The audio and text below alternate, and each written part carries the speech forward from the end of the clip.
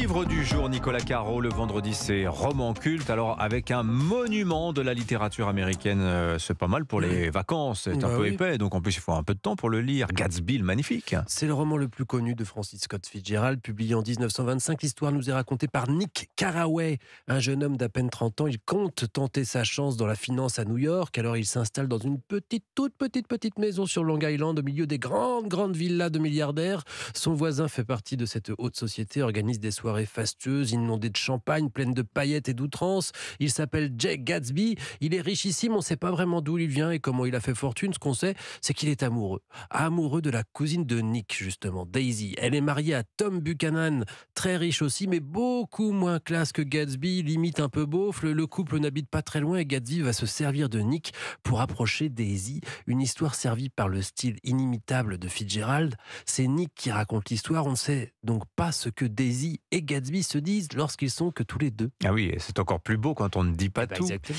Alors, ce train de vie dispendieux, ce goût pour la fête, ça ressemble d'ailleurs à la vie de l'écrivain, Nicolas. C'est vrai, Scott Fitzgerald et sa femme Zelda étaient un couple people avant l'heure. Ils fréquentaient toutes les fêtes et les endroits à la mode.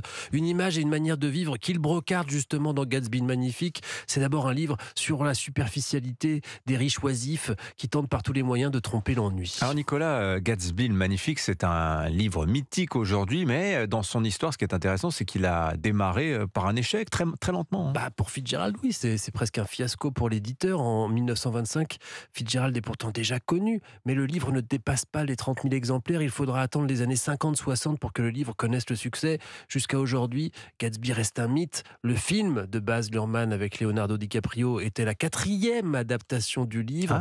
Un roman qui finit mal, c'est presque une tragédie, mais qui dresse un formidable réquisitoire contre la vulgarité. Un tableau des années 20, des années folles, qui ressemble parfois furieusement à notre époque. Gatsby le Magnifique, donc signé Francis Scott Fitzgerald, à relire. Merci beaucoup Nicolas Caro. La musique à présent, Omblin Roche, vous avez décidé de vous occuper de notre playlist de Noël. Oui, comme pour le sapin, Dimitri Labuche, ou les chaussettes accrochées à la cheminée, les chansons de Noël font partie intégrante du décor des fêtes de fin d'année. C'est un répertoire à part entière, tous s'y sont frottés ou presque, surtout aux États-Unis, surtout les chanteurs et les musiciens américains. Les musiciens de jazz à l'image de Dean Martin qu'on entend. La relève, rassurez-vous, est assurée, et notamment cette année par la jeune Samara Joy, 24 ans. Elle est l'une des plus belles voix du jazz aujourd'hui. Have yourself a merry little Christmas. Let your heart beat loud. Vous entendez cette voix? Elle a 24 ans, Samara Joy. Voilà cette version douillette du classique Have Yourself a Merry Little Christmas, chantée à l'origine par Judy Garland. Alors les reprises, c'est ça, parce que c'est très...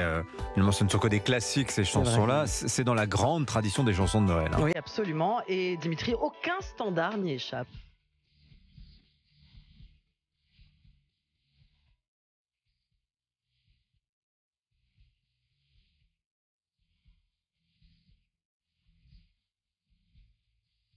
Je connais la chanson, je ne reconnais pas l'interprète.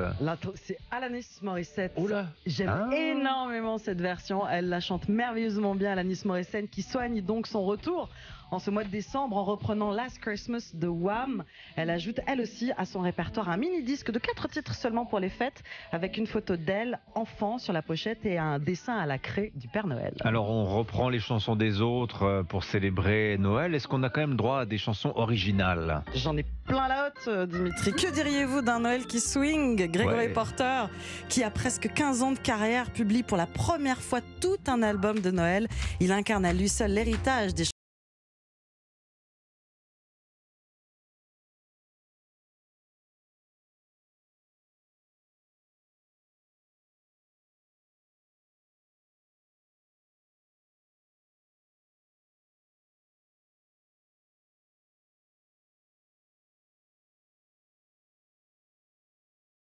La Gregory Porter en chef de chœur gospel, cette chanson joyeuse, festive, Christmas Wish, qui donne son nom à son nouvel album, à écouter donc en boucle tout le week-end. C'est votre chouchou, Gregory Porter, Omblin, vous nous en avez déjà parlé il n'y a pas longtemps. Je le suis depuis 15 ans. Voilà.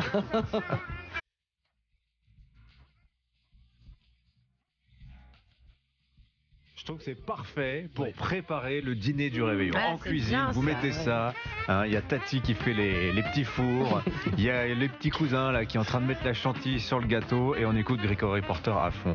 Merci beaucoup Omblin Roche, merci Nicolas, merci beaucoup les amis. Bonne fête. Bonne fête à vous, joyeux Noël.